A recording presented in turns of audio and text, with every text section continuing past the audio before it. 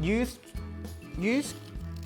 you can use table salt in this. You can definitely use table salt in this because it smells freaking yum. I always say that I can drink it, probably not. This is so yum though, it's one of my favorite dishes. That's sexy. It's real sexy. Another bowl. Do you want a glass one? Yeah, you want a glass one. All right, I'm back.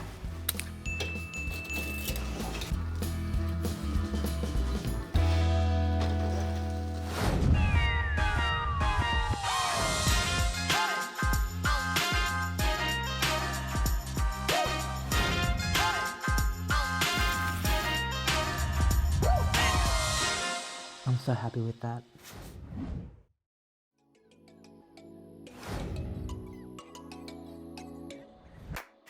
Welcome back to my channel. For those of you who watch MasterChef Australia, I made this week.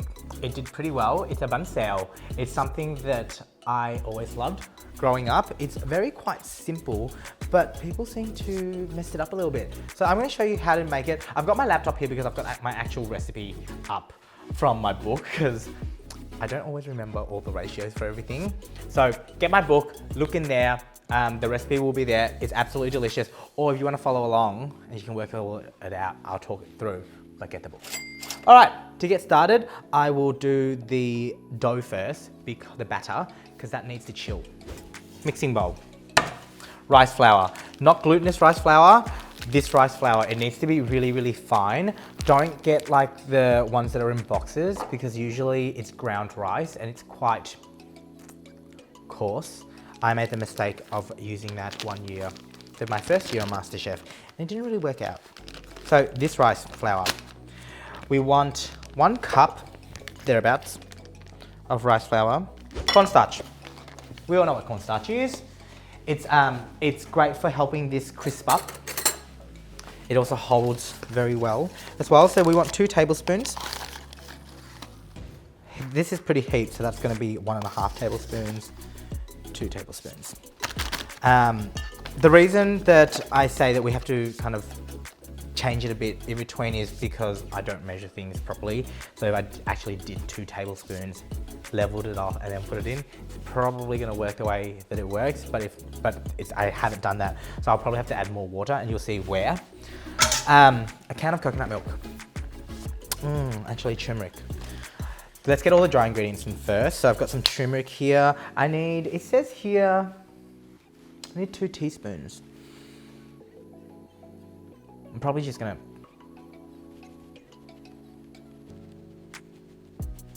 yeah, that looks like 2 teaspoons.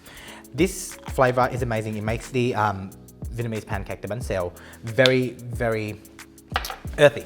We need sugar. Sugar, about a teaspoon or so. I'm gonna go some salt. You can use table salt in this. You can definitely use table salt in this because you can definitely use table salt in this, sorry guys. But I'm using salt flakes. I just like the flavor of salt flakes a little bit more. So a teaspoon of salt flakes, which means you'll probably only need half a teaspoon of table salt. Coconut milk. Whisk. Where are all our whisks? Whisk. So you've got all your dry ingredients. You're just gonna give that a quick whisk through so everything kind of incorporates and gets quite beautiful. A can of coconut milk. All right, this is the point where things get a little bit iffy. I need 250-ish mils of cold water, so I'm gonna just go, yeah, so just above halfway, I just use a can. If you wanna measure it out. Some cold water goes in, but this way I get that coconut that's left over in the can out as well. I might need more, so just hang tight. So you're gonna wanna mix this. It's gonna be yellow, or you want it to be kinda yellow. This batter is actually looking pretty good. This batter, very loose. It's a lot looser than a pancake batter. That's good. Everyone gets really freaked out about how loose this batter is, but it's supposed to be like this. This is the reason it gets all, how do we say this? Crispy. thin, crispy, delicious. All right, so I'm just gonna keep mixing this up to make sure that it's all combined. There's little flecks of turmeric in. I'm gonna put another pinch in, just because it's not as yellow as I want it to be. But when I tested this, it's definitely 2 teaspoons. But I didn't really measure that time, so I don't reckon I put 2 teaspoons in. Just a tinge of yellow. Cool. What we want to do now is set this guy aside. Half an hour is good. I never do it for half an hour, but half an hour is good. An hour is good as well, because what happens is the particles of rice flour kind of drops to the bottom, everything kind of incorporates better, and then you give it another mix. We're not going to do that. I'm just going to set it aside to hang out for as long as it takes for me to do my filling. Magic in a glass bowl. So glass bowl, I've got some pork belly. My recipe says 250 grams of thinly sliced pork belly without the skin on this. Let's take it off. Really easy, you're just gonna run a knife under the skin. Keep some of the fat on, get some of the fat off. It doesn't really matter. We're gonna thinly slice this anyway.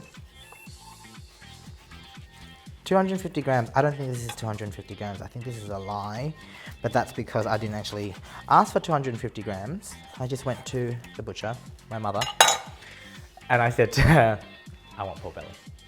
It's okay if some of it breaks up. We're gonna quickly fry this and then pour the batter over it.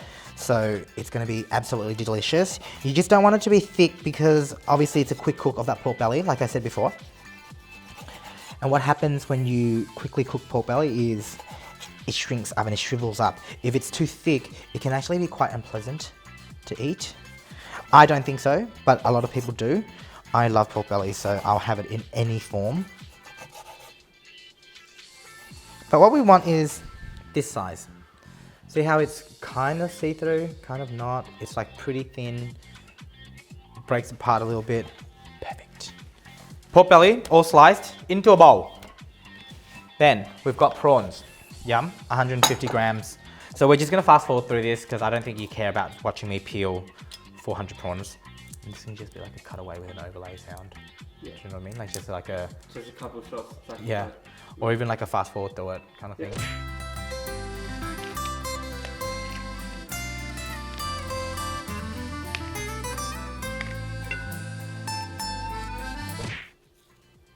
There we go, there's a little vein. That's what you want out of it. It's not very pleasant, especially when it's a little bit sandy. You can use any prawns you want, but I kind of like them this size because I find them quite sweet. And also, you're gonna chop them up, so why would you buy prawns that are double the size and double the cost? When little prawns like this are perfect for what we're trying to do. We're gonna slice this up, just rough chop. So I've just quickly cleaned up, knives are washed, board is washed, let's move on. Onion, this one's huge. You want 1 brown onion, maybe less of this guy because he's quite large. This forms the basic flavors in the filling of your bánh xèo. All right, so you want thinly sliced your onion. So we've got our pork belly in here, we've got some prawns in here, we've got some onions in here, all sliced up. Let's go in with our seasonings, fish sauce. So, a tablespoon, and a little bit more. White pepper. Love white pepper. Okay, that's like 1.5 teaspoons. Another half a teaspoon, so that's half a tablespoon. 2 teaspoons, half a tablespoon, same thing. We're gonna do a pinch of salt. I've washed my hands, I've washed everything, so hand goes back in, some salt. So you just want that to kind of start marinating and combining. Oh, the onions are hurting my eyes. Sad. This is really sad. Ah. Okay, that's gonna chill out. It's gonna do its thing. The onions are going to combine with all that beautiful meat for about 10. This has chilled out a little bit. Smells pretty good. I'm gonna grab some spring onions. 1, maybe 2. That's 2. We'll go third because these are quite small. Third of a, yep. Chop the ends off. Wash. Slice.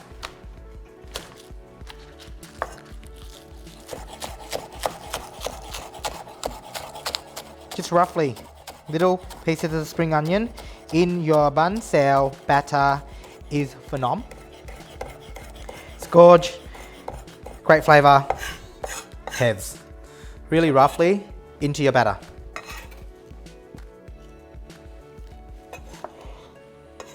All right, this is done.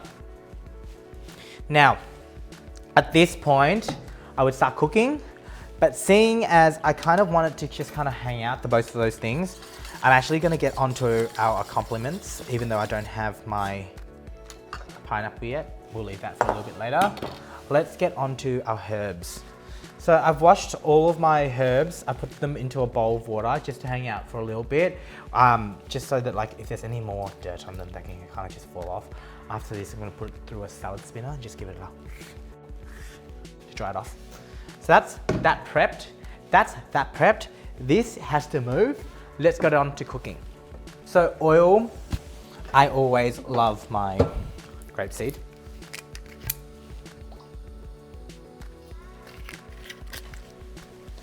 As you can see, it's hot, it's smoking, it's dying actually, which is great. That's what you kind of want for later. Not right now though, because I'm not going to put the filling in it. Usually putting the filling in it will kind of let it relax a little bit, but because I don't really have any filling, because I'm doing a tester, this is just going to be the dough. So it doesn't have to be this hot, I mean the batter.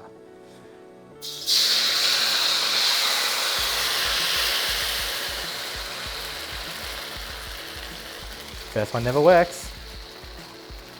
Okay, so issues that I have here. Too much oil. As you can see, it's pooled on the bottom. That's not what you want. Looking at the consistency of the dough, of the batter itself, it's thin enough. It's definitely thin enough. All right, so that's my tester. That's done. That's going in the bin.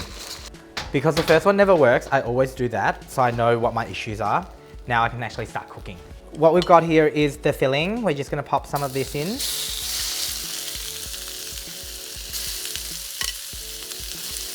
You don't wanna go too much. You don't wanna have too much filling in this, just because it makes the pancake really heavy. And if the pancake is too heavy, what happens is it breaks. So we're gonna give it a quick cook. It smells so good already. My auntie actually grew the bean shoots for me. It's nice. Did you get me a pineapple, my love? Can I have it, please?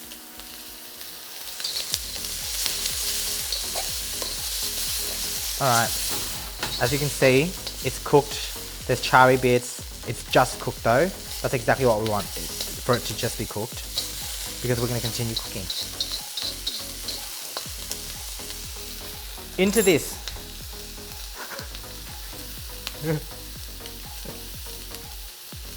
Got my pineapple, thank you. That's my sister. We'll use you later. All right, back to this, it's smoking. So you pour a ladle of the batter in, maybe 1.5. Sorry, I'm doing this backwards. Usually it would be a lot lower.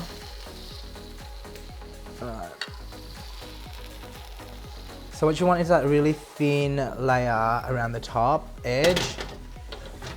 You're gonna let this cook.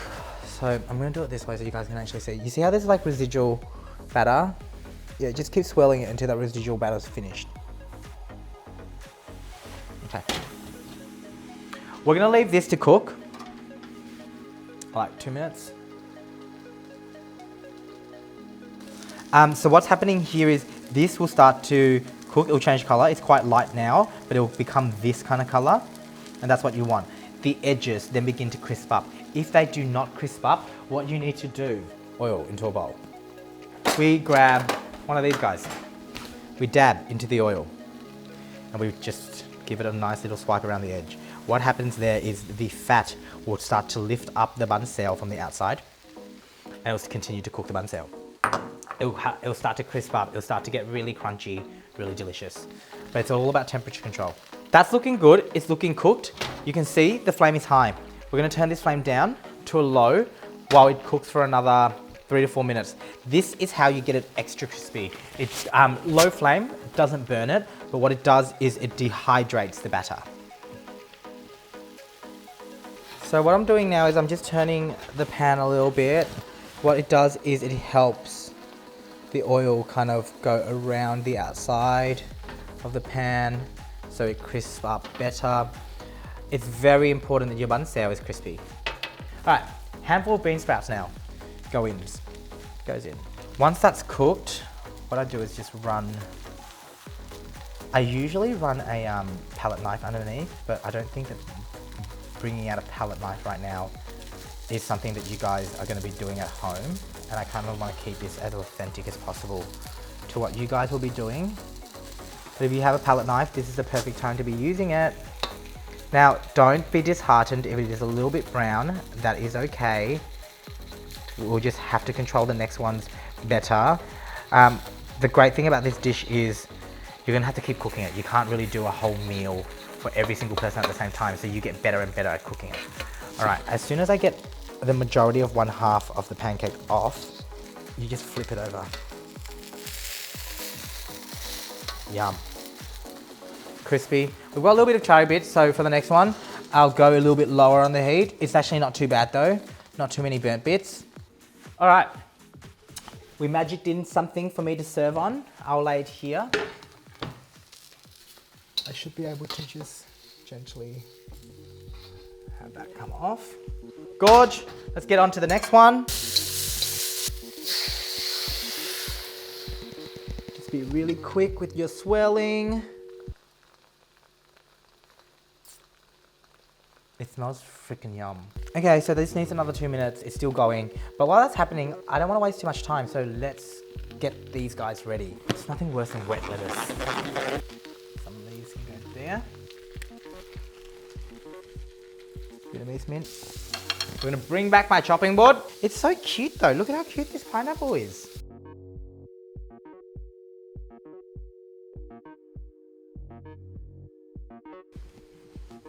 Do it. Just let it do its thing. Just chill it out. Gonna slice this up. Little bit of a pile there. What do you serve this with? Nuoc Mam? Nuoc Mam goes in. Heaven, that can sit there.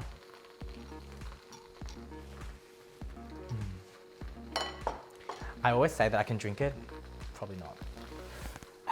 I would die. Looks like a lot of skill set. Like, it looks very hard what you're doing there. Yeah, it's just understanding the batter. So it's really important that you kind of have a couple of goes. It will maybe not always work for you the first time around, but just keep at it, because a lot of people are scared that their batter is too thin, but it's actually, the thin batter is the important stuff, because it makes that all happen. All of this that becomes these crispy ends. All of this bit is because the batter is quite thin. When it's too thick, you just get this middle bit that is, it's crispy on the outside, but the inside isn't fully crispy, which is like what banh xeo is. And the word banh xeo comes from the sound that the batter makes when it hits the pan. It goes shh. So it's called banh xeo. Oh yeah, I didn't make that up, so I can't really take credit for that. There we go. So I don't think I'm gonna eat this right now. I think that we should shoot it first, because I'm gonna break into it. Yeah. So if you guys hang tight, I'm just gonna go shoot this, and then we're gonna come back and then we'll eat it. So it's a little bit noisy. We are getting some concrete kind of sanded down and then polished. So bear with me. We've shot the dish. I'm so excited to eat this. So this is how you eat it. Piece of lettuce.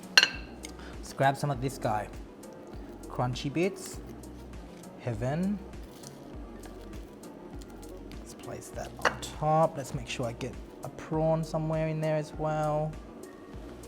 Yum! Okay.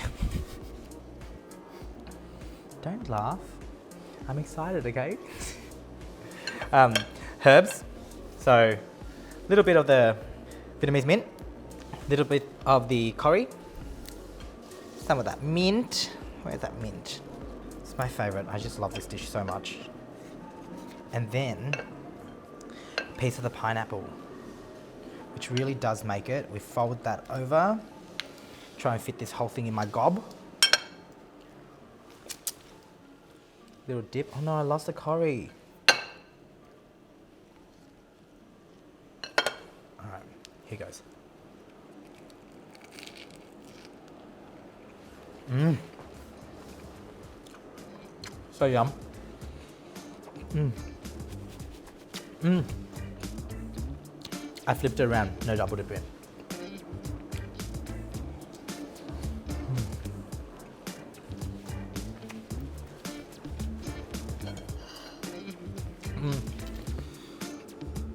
I'm gonna devour this.